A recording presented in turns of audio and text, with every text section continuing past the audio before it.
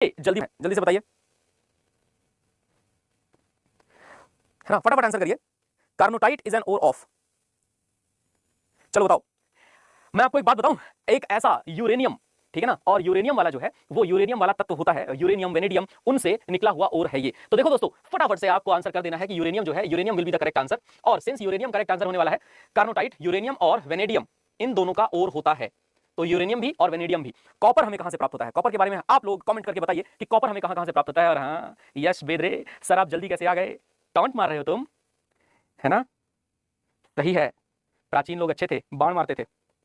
आगे चलते हैं दोस्त, कार्नोटाइट के बाद अब जो हमारा डिस्कशन है वो डिस्कशन आगे बढ़ेगा, और आगे बढ़ने के बाद एक क्वेश्चन पर आपको ले जाकर के रखेगा, और वो है CFC। CFC का मतलब होता है क्लोरोफ्लोरोकार्बन। अब देखो दोस्त, क्लोरोफ्लोरोकार्बन जो है, क्लोरोफ्लोरोकार्बन के बारे में बताओ और समझो। Chlorofluorocarbon, there is a protocol sign to reduce production of chlorofluorocarbon. इस प्रोटोकॉल को क्या कहा जाता है जो क्लोरोफ्लोरोकार्बन को रिड्यूस करेगा, बताइए। CFC प्रोटोकॉल है, IR प्रोटोकॉल है, मॉन्ट्रियल प्रोटोकॉल है, UV प्रोटोकॉल है, जल्दी से आंसर करो। सभी को रक्षाबंधन की हार्दिक बधाई और शुभकामनाएं दोस्तों। हम भी राखी बाकी बनवा लिए देखिए, और आप भी बनवा लिए होंगे। चलो, तो इसका सही आंसर है मॉन्ट्रियल प्रोटोकॉल, ये बात याद रखिए।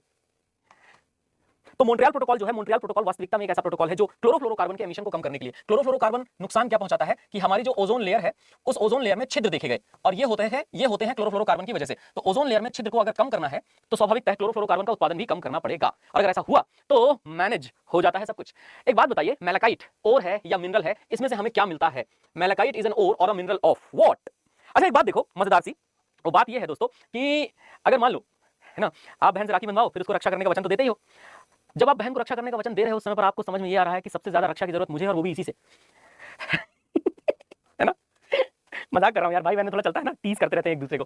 तो यार मुझे खुद रक्षा की जरूरत है, और वो भी इसी से रक्षा की जरूरत है जिसको मैं खुद रक्षा का वचन दे रहा हूं। फिलहाल मैलाकाइट जो है, मैलाकाइट से क्या निकलता है? तो मैलाकाइट से निकलता है तांबा, क्योंकि क्योंकि अगर आप लीड की बात करोगे तो लेड जो होता है ये मिलता है हमें गैलेना से।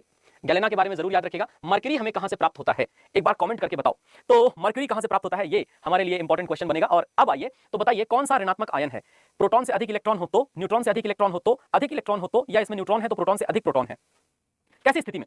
Which among the following will be a negative ion if it has more electrons than protons, if it has more electrons than neutrons, if it has more electrons, या if it has neutrons protons than more protons? चलो चलो चलो answer करो, ठीक है। देखो देखो देखो देखो देखो देखो, और देखो बच्चा पार्टी, हाँ आपको भी सभी को राखी की शुभकामनाएं, बधाई। देखो बच्चा पार्टी, सो द क्वेश्चन जो यहाँ पर हमारे सामने आया वो यही मुद्दा लेकर के आया है कि अगर इसके पास इलेक्ट्रॉन्स की संख्या ज्यादा है देन प्रोटॉन्स, तो स्वाभाविक सी बात है ये एक नेगेटिव आयन होगा। और देखो, मैं तो आपको बोलूं कि ये जो एटम होते हैं, अगर इनमें नेगेटिव चार्ज गया तो इनको हम लोग बोलते हैं एनायन, और अगर इसमें पॉजिटिव चार्ज गया तो इसको बोलते हैं कैटायन। इसका मतलब यह है कि एटम पे अगर चार्ज आ जाए, यानी कि किसी भी परमाणु में आवेश आ जाए, तो एटम विथ चार्ज कहलाता है ION, ion. Atom with charge क्या कहलाता है बच्चा पार्टी? एटम विथ चार्ज कहलाता है आईओएन, यन यन यन आईओएन। आईओएन का मतलब होता है आयन। चलो बताओ, धातुएं विद्युत का संचालन क्यों करती हैं? कम गलनांक के कारण, उच्च तन्य शक्ति के कारण, मुक्त इलेक्ट्रॉनों के कारण, या उच्च परमाणु घनत्व के कारण? कारण क्या है? Why do metals conduct electricity? अच्छा, मेटल इलेक्ट्रिसिटी कंडक्ट करेगी, इसमें लो मेल्टिंग पॉइंट या हाई टेंसाइल स्ट्रेंथ या हाई एटॉमिक डेंसिटी से क्या लेना देना है? इलेक्ट्रिसिटी, इलेक्ट्रॉन, इलेक्ट्रिसिटी इलेक्ट्रॉन के प्रवाह से ही पैदा होगी, पैदा नहीं होगी मतलब फ्लो करेगी। पैदा तो अलग अलग कारणों से होती है, पर yes, because of the free electrons the electricity will flow. Electron flow होते हैं, इलेक्ट्रिसिटी फ्लो हो रही है। बोलते हैं लाइट आ रही है, ट्यूबलाइट जल रही है, काहे? काहे कि इलेक्ट्रॉन कहीं ना कहीं फ्लो हो रहा होगा। जो अंदर तारें लगी हुई होती हैं घर में, वो तारें आप खोल करके देखिएगा, स्विच ऑफ करके, या अगर कोई टूटी हुई तार हो अलग से तो उसको खोल करके देख लीजिएगा, उसके आप ऊपर वाली प्लास्टिक की वायर उतारेंगे तो अंदर की तरफ आपको मेटल ही मिलेगा, या तो कॉपर, एल्यूमिनियम आमतौर पर, है ना। अब मैं ये नहीं कहता कि आप स्विच ऑन रखें और उसी टाइम पे तार को छील के देखने लग जाए दांतों से, उस टाइम पे आपके बाल खड़े हो जाएंगे अचानक से, है ना, ऐसा शॉक लगेगा ना, शॉक लगा शॉक लगा शॉक लगा, वो नहीं करने की आवश्यकता। चलो फिर आगे बढ़ते हैं। आगे चल करके क्वेश्चन आता है कि जो what are made up of cells? These are sclerenchymatous, generally absent in the primary phloem but are found in the secondary phloem. चलो चलो चलो आंसर करो। प्राइमरी फ्लोएम में एब्सेंट होते हैं,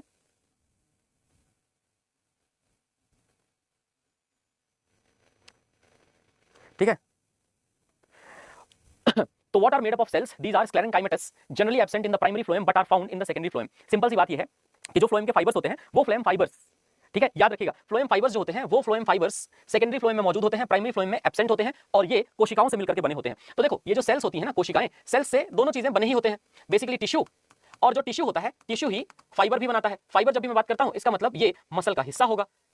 मसल मतलब होता है पेशी, मांसपेशी। अब मांसपेशियों को बनाने के लिए टिश्यूज जिम्मेदार हैं। अब ज्यादा प्रोटीन लेंगे अगर, तो ज्यादा प्रोटीन से कोशिकाओं के अंदर प्रोटीन का सिंथेसिस बढ़िया से होगा, कोशिकाएं नहीं बनेंगी, और उसके बाद टिश्यूज का फॉर्मेशन होगा, और टिश्यूज अल्टीमेटली मसल्स बनाते हैं। इसीलिए मैं कहता हूं कि अगर किसी को बॉडी बनानी है बनमानुष जैसा शरीर बनाने के लिए प्रोटीन का इंटेक बहुत ज्यादा बढ़ाना पड़ेगा।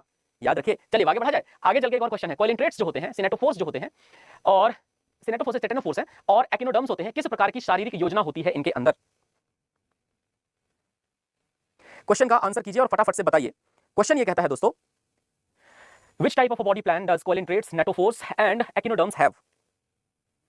सिटेनोफोर्स बोलना था, नेटोफोर्स बोल रहे हैं। देखो देखो देखो, इसका सही आंसर जो है, इसका सही आंसर हो जाएगा कि इन सभी के अंदर रेडियल सिमेट्री होती है। रेडियल सिमेट्री मतलब कि एक पर्टिकुलर, जैसे सर्प होता है ना, सर्प के अंदर एक रेडियल सिमेट्री होती है, एक बीच में हड्डी है और उस हड्डी से साथ ही साथ दूसरी हड्डियां जुड़ी हुई हैं, तो ये रेडियल सिमेट्री की बात है। जैसे अगर मान लीजिए ये सांप का शरीर है, तो आप पाएंगे कि सांप के शरीर में इस तरह से प्रॉपर्ली हड्डियां आपस में जुड़ी हुई होती हैं, ऐसे। तो this is what we call. अब एक और क्वेश्चन है, मैंगीफेरा इंडिका आम, सोलनम ट्यूबरोजम आलू और पैंथेरा लियो शेर, इन नामों में मैंगीफेरा, सोलनम और पैंथेरा शब्द किसके उच्च स्तर का प्रतिनिधित्व करते हैं? टैक्सन, टैक्सोनोमिक पदानुक्रम, विशिष्ट विशेषण या फिर द्विपद नामकरण, किसका? In the names Mangifera indica, mango, Solanum tuberosum, potato and Panthera leo, the terms Mangifera, Solanum and Panthera represent the higher level of taxon, taxonomic hierarchy, specific epithet या binomial nomenclature। चलो चलो चलो आंसर करो तो बच्चा party. ये मैं आपको बता देता हूं, this is basically giving you the idea of taxon. अब आप सोचोगे कि टैक्सन बेसिकली होता क्या है।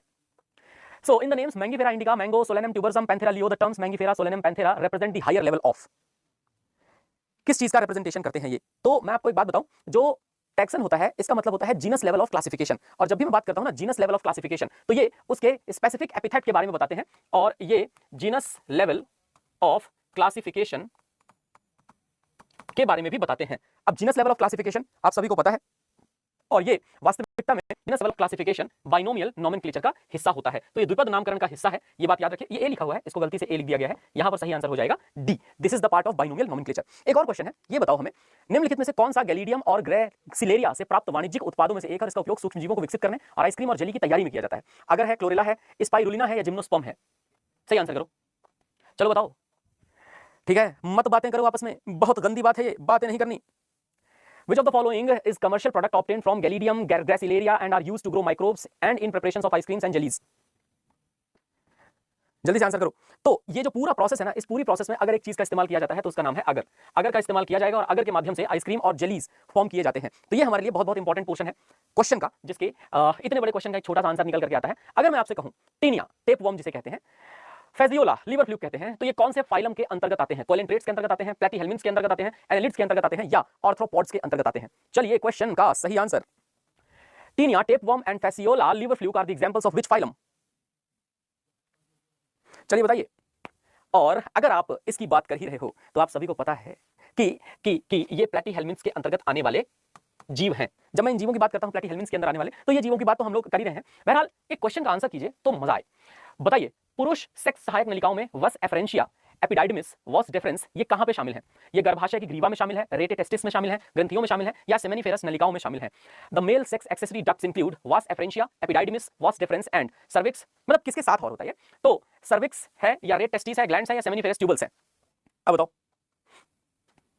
हम देख रहे हैं बाकायदे, और ले चलेंगे तुम्हें तारों के शहर में, जैसे ही हमने देखा किसी को, हम ले चलेंगे तुम्हें तारों के शहर में।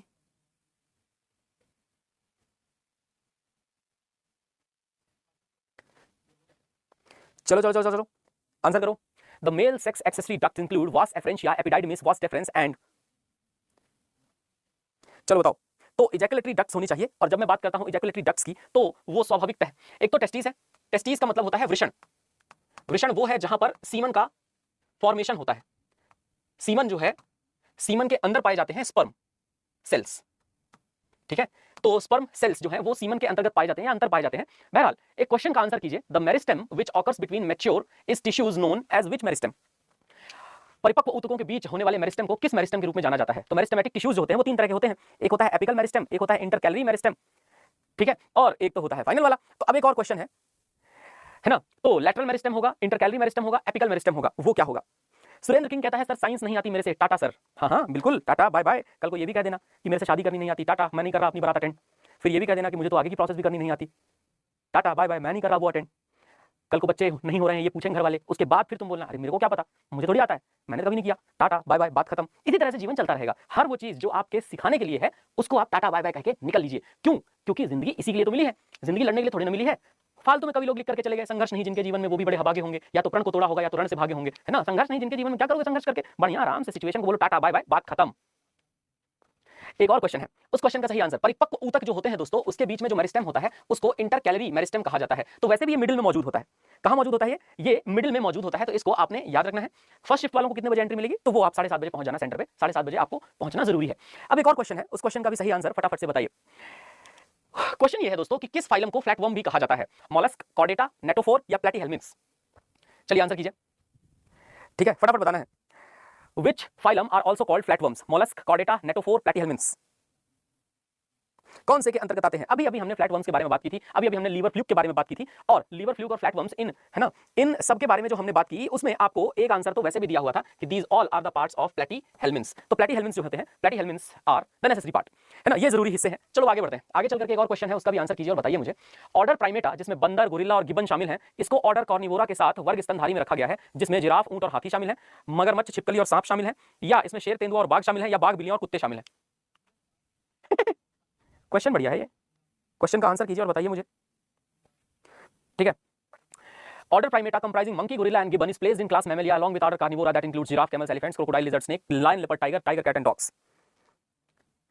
चलिए, तो इसका सही आंसर क्या है? तो याद रखिएगा ऑर्डर प्राइमेटा के अंतर्गत ये रखे जाते हैं, और ये भी याद रखना है कि कार्निवोरा ऑर्डर मतलब जहां पे मांसाहार करने वाले जीव होते हैं, उन मांसाहारी जीवों की भी हम चर्चा करते हैं। Leopard, tiger, cat, dogs, lions, lion, ठीक है ना। तो leopard, tiger, cat, dogs, lion, अरे यार ये सारे के सारे आंसर सही हो गए। डॉग को आप, है ना, डॉग को आप कंसीडर करो तो ये वाले को रख लो, tiger, cats and dogs, lion, leopard and tiger, ये सारे होते हैं यार। ये सी आंसर मैंने से गलती से सेट हो गया, बट हाँ द मोस्ट करेक्ट आंसर इस पे तो टाइगर, कैट और डॉग हो जाएगा। कहने का मतलब ये है कि ऑर्डर प्राइमेटा जिसमें बंदर, गोरिल्ला और गिबन शामिल है ना, वो ऑर्डर कार्निवोरा के साथ स्तनधारी वर्ग में रखे गए हैं, जिनमें शेर, तेंदुआ और बाघ के अलावा बाघ, बिल्लियां और कुत्ते आते हैं। एक और क्वेश्चन है हमारे सामने, है ना, वो क्वेश्चन ये है, जड़ों में प्रोटोजाइलम परिधि की ओर और मेटाजाइलम केंद्र की ओर स्थित होता है, प्राथमिक जाइलम की ऐसी व्यवस्था को क्या कहते हैं? ठीक है, अब ये देखो, क्यों स्पैम करते हो कमेंट सेक्शन में, कह रहे एग्जाम सेंटर पे क्या क्या लेके जाना है? भाई एडमिट कार्ड में लिखा हुआ पढ़ लो यार, एग्जाम सेंटर पे क्या क्या लेके जाना है। ये है ना, ऐसा लग रहा है कि जैसे कोई 5th क्लास का बच्चा है, पापा मैं क्या क्या लेके जाऊं, एग्जाम देने जा रहा हूं। बच्चे ज्योमेट्री बॉक्स रख लो, पेन रख लो, 2 कलर की पेन रख लो, एक नीली और एक ब्लैक, हेडिंग को तुम ब्लैक से लिख देना, बाकी कंटेंट नीले से लिख देना। सुधर जाओ यार, एग्जाम